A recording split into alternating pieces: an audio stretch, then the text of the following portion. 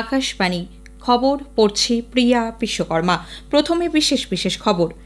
সংসদের বাজেট অধিবেশন শুরুর প্রাক্কালে সভার কাজ সুষ্ঠুভাবে পরিচালনা করতে আজ সর্বদলীয় বৈঠক ডেকেছে সরকার।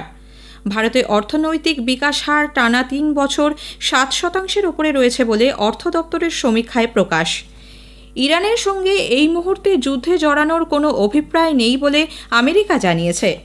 জাতির জনক মহাত্মা গান্ধীর ৭৬তম প্রয়াণ বার্ষিকীতে দেশবাসী আজ তাঁকে সশ্রদ্ধ চিত্তে স্মরণ করছে। সুপ্রিম কোর্ট পশ্চিমবঙ্গে প্রাথমিকে ১২,০০০ শিক্ষক নিয়োগ প্রক্রিয়ায় ছাড়পত্র দিয়েছে। এর ফলে ২০২২ সালের নিয়োগ প্রক্রিয়া চালিয়ে যেতে পারবে রাজ্য সরকার। আইসিসি অনূর্ধ্ব ১৯ ক্রিকেট বিশ্বকাপের সুপার 6 পর্বের ম্যাচে ভারত আজ নিউজিল্যান্ডের বিরুদ্ধে খেলবে। আজ সেই বিস্তারিত খবরে। সংসদের বাজেট অধিবেশনের প্রাক্কালে আজ সর্বদলীয় বৈঠক ডেকেছে সরকার। উভয় সভার কাজ সুষ্ঠুভাবে চালাতে সব দলের সদস্যদের সহযোগিতা নিশ্চিত করতেই এই বৈঠক। সংসদ বিষয়ক মন্ত্রী প্রহ্লাদ যোশী নতুন দিল্লিতে লোকসভা ও রাজ্যসভার নেতাদের সঙ্গে এই বৈঠক করবেন। রাষ্ট্রপতি দ্রৌপদী মুর্মুর অভিভাষণের মধ্যে দিয়ে আগামীকাল বাজেট অধিবেশন শুরু হবে, চলবে ৯ ফেব্রুয়ারি পর্যন্ত। কেন্দ্রীয় অর্থমন্ত্রী নির্মলা সীতারামন ১ ফেব্রুয়ারি অন্তর্বর্তী বাজেট পেশ করবেন। ভারতে অর্থনৈতিক বিকাশ হার টানা ৩ বছর ৭% ওপরে রইল। অর্থনৈতিক বিষয়ক দপ্তরের জানুয়ারি মাসের এক সমীক্ষায় এই তথ্য প্রকাশিত হয়েছে। স্থিতিশীল আর্থিক বিকাশ সুনিশ্চিত করতে সরকারের প্রতিশ্রুতির প্রেক্ষিতেই এই সাফল্য বলে রিপোর্টে উল্লেখ করা হয়েছে। গত ১০ বছরে অর্থনৈতিক ক্ষেত্রে ভারতের অগ্রগতির ধারাবাহিকতা বজায় থাকার কথাও রিপোর্টে উল্লেখ করা হয়েছে। ২০১৪ সাল থেকে বিভিন্ন সংস্কারমূলক পদক্ষেপ গ্রহণের ফলে অর্থনীতির মূল ভিত্তি আরও মজবুত হয়েছে বলেও এতে প্রকাশ পেয়েছে। আর্থিক ক্ষেত্রে মহিলাদের উন্নয়নের বিষয়টিও রিপোর্টে তুলে ধরা হয়েছে। পরিসংখ্যান দিয়ে বলা হয়েছে, পিএম জনধন যোজনায় ২০১৫-১৬ আর্থিক বছরে যেখানে ৫৩% মহিলার ব্যাংক অ্যাকাউন্ট ছিল, ২০১৯ থেকে ২১-এর মধ্যে তা বেড়ে হয়েছে ৭৮.৬%। শিক্ষা, শ্রম সহ সমস্ত ক্ষেত্রেই মেয়েদের অংশগ্রহণ বৃদ্ধি পেয়েছে বলেও রিপোর্টে জানা গেছে। কেন্দ্রীয় স্বরাষ্ট্র সমবায় মন্ত্রী অমিত শাহ আজ নতুন দিল্লিতে কৃষি ও গ্রামোন্নয়ন ব্যাংক এবং রেজিস্ট্রার অফ কোঅপারেটিভ সোসাইটিজের কম্পিউটারাইজেশন প্রকল্পের সূচনা করবেন। কেন্দ্রীয় সমবায় মন্ত্রক জাতীয় সমবায় উন্নয়ন নিগম এনসিডিসির সঙ্গে যৌথভাবে এই প্রকল্প হাতে নিয়েছে। প্রধানমন্ত্রী নরেন্দ্র মোদীর নেতৃত্বে এবং অমিত শাহর তত্ত্বাবধানে সমবায় মন্ত্রক সহকার সে সমৃদ্ধির বাস্তবায়ন এবং কোটি কোটি কৃষককে সহায়তা প্রদানে প্রতিশ্রুতিবদ্ধ। বিভিন্ন রাজ্য ও কেন্দ্রশাসিত অঞ্চলগুলির বরিষ্ঠ আধিকারিক, সমবায় দপ্তরের সচিব, সমবায় সমিতির রেজিস্ট্রার সহ ১২০০ জনেরও বেশি প্রতিনিধি আজকের অনুষ্ঠানে উপস্থিত থাকবেন।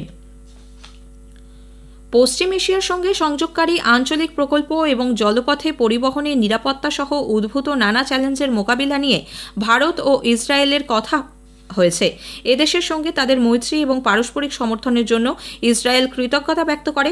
সামাজিক মাধ্যমে শেয়ার করা এক বার্তায় সেদেশের বিদেশমন্ত্রী ইসরায়েল কাটস জানিয়েছেন, ভারতের বিদেশমন্ত্রী ডক্টর এস জয়শঙ্করের সঙ্গে তাঁর ফলপ্রসূ আলোচনা হয়েছে। অপর এক বার্তায় ডক্টর জয়শঙ্কর বলেন, পশ্চিম এশিয়ার চলতি পরিস্থিতি বিষয়ে ভারতের দৃষ্টিভঙ্গি, পর্যবেক্ষণ এবং স্বার্থ সংক্রান্ত আলোচনা হয়েছে দুদেশের মধ্যে।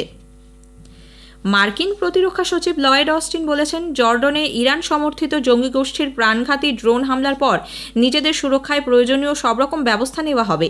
এই হামলার ফলে রাষ্ট্রপতি জো বাইডেনের ওপর রাজনৈতিক চাপ বাড়ছে বলে মনে করা হচ্ছে। বাইডেনের প্রশাসনিক দপ্তর সূত্রে জানানো হয়েছে, তারা ইরানের সঙ্গে সরাসরি সংঘাতে যেতে এখনই রাজি নয়। ইরানও এ ধরনের কোনো সংঘাতে যাওয়ার পক্ষপাতী নয়। মার্কিন সেনাবাহিনী ওই হামলায় আক্রান্তদের নামের তালিকা প্রকাশ করেছে। জর্ডনের সীমান্তে টাওয়ার 22 হিসেবে পরিচিত প্রায় ৩৫০-র বেশি বাহিনী কেন এই ড্রোন হামলা আটকাতে পারল না, আমেরিকা তা তদন্ত করে দেখছে। উল্লেখ্য, ওই ড্রোন হামলায় ৩ মার্কিন সেনার মৃত্যু হয়েছে এবং আহত ৪০। ইরান অবশ্য এই হামলায় জড়িত জঙ্গি গোষ্ঠীকে সমর্থনের ব্যাপারে আমেরিকা ও ব্রিটেনের অভিযোগ অস্বীকার করেছে। সুদান ও দক্ষিণ সুদানের সীমান্ত বরাবর আবেই অঞ্চলের মালিকানাকে কেন্দ্র করে বিবাদের জেরে নারী ও শিশুসহ ৫০ জনেরও বেশি মানুষের মৃত্যু হয়েছে। এর মধ্যে শান্তিরক্ষী বাহিনীর সদস্যরাও রয়েছেন বলে রাষ্ট্রসংঘ জানিয়েছে। আহত ৬৪ জন। সীমান্ত বিরোধকে কেন্দ্র করে ৩ বছর ধরে চলা সংঘর্ষের এটি সবচেয়ে প্রাণঘাতী হামলা। উল্লেখ্য, সুদান ও দক্ষিণ সুদান উভয়ই তেল সমৃদ্ধ এই অঞ্চলটিকে নিজেদের বলে দাবি করে। আবেইয়ের তথ্যমন্ত্রী বুলিস কোচ জানিয়েছেন, গত শনিবার সশস্ত্র ২ গোষ্ঠী ওই অঞ্চলে অভিযান চালায়। ঠিক তার পরদিন ক্ষতিগ্রস্ত মানুষদের সাহায্য করতে গিয়ে শান্তিরক্ষী বাহিনীর সদস্যরা গুলিবর্ষণের শিকার হন বলে রাষ্ট্রসংঘ জানিয়েছে।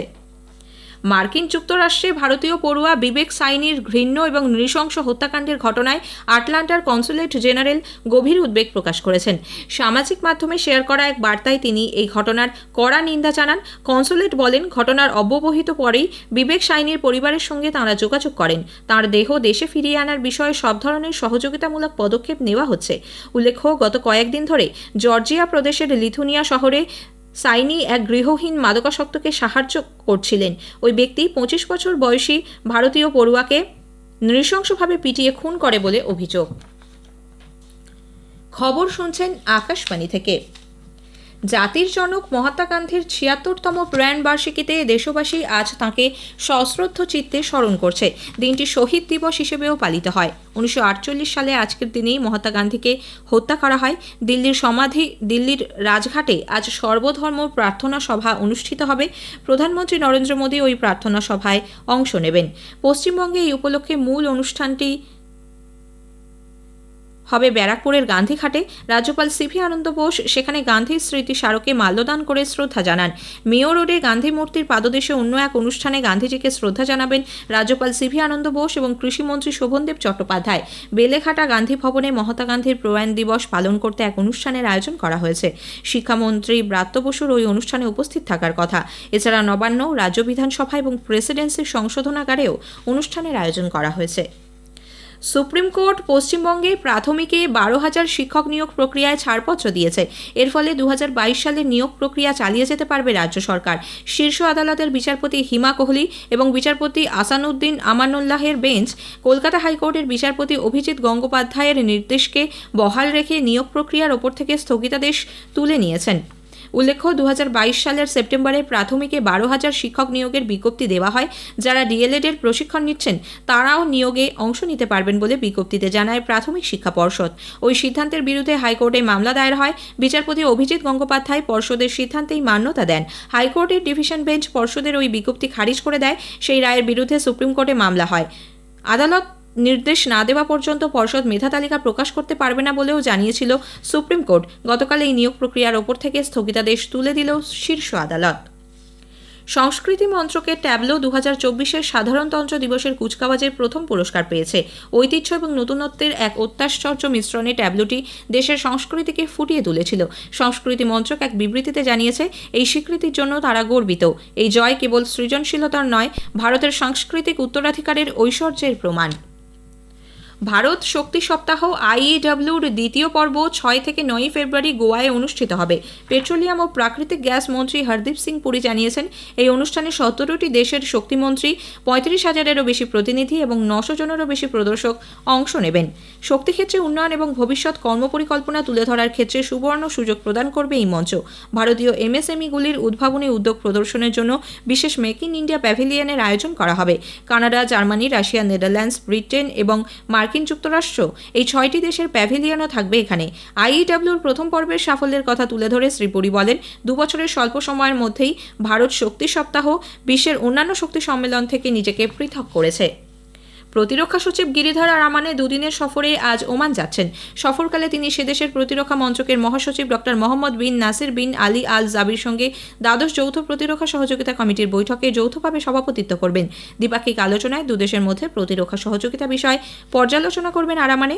ভারত ওমান সম্পর্ক আরও জোরদার করতে শিল্পক্ষেত্রে সহযোগিতার মতো নতুন দিকগুলি নিয়েও তাঁদের আলোচনা হবে। দক্ষিণ আফ্রিকার ব্লুমফন্টেনে আইসিসি অনূর্ধ্ব-19 ক্রিকেট বিশ্বকাপের সুপার 6 পর্বের ম্যাচে ভারত আজ নিউজিল্যান্ডের বিরুদ্ধে খেলবে। খেলা শুরু ভারতীয় সময় দুপুর 1:30টায়। পরের ম্যাচে 2রা ফেব্রুয়ারি নেপালের মুখোমুখি হবে ভারত। চলতি মাসের 28 তারিখে গ্রুপ পর্বে তাদের শেষ ম্যাচে ভারত 201 রানে মার্কিন যুক্তরাষ্ট্রকে হারিয়ে দেয়। ওমানের মাস্কাটে FIH হকি 5S বিশ্বকাপের কোয়ার্টার ফাইনালে ভারত আজ নেদারল্যান্ডসের বিরুদ্ধে খেলবে। খেলা শুরু ভারতীয় সময় রাত 9:30টায়। খেলো ইন্ডিয়া যুব গেমসে মহারাষ্ট্র 44টি সোনাসহ 127টি পদক পেয়ে তালিকার শীর্ষে রয়েছে। 33টি সোনাসহ 94টি পদক পেয়ে হরিয়ানা দ্বিতীয় এবং 29টি সোনাসহ 82টি পদক পেয়ে তামিলনাড়ু রয়েছে তৃতীয় স্থানে। তামিলনাড়ুতে অনুষ্ঠিত ছেলেদের ফুটবলে সেমিফাইনালে ঝাড়খণ্ডকে 5-3 গোলে হারিয়ে দিয়েছে মেঘালয়।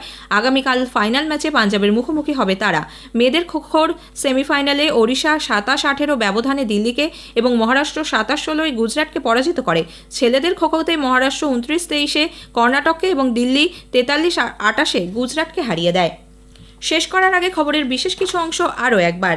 সংসদের বাজেট অধিবেশন শুরুর প্রাক্কালে সভার কাজ সুষ্ঠুভাবে পরিচালনা করতে আজ সর্বদলীয় বৈঠক ডেকেছে সরকার।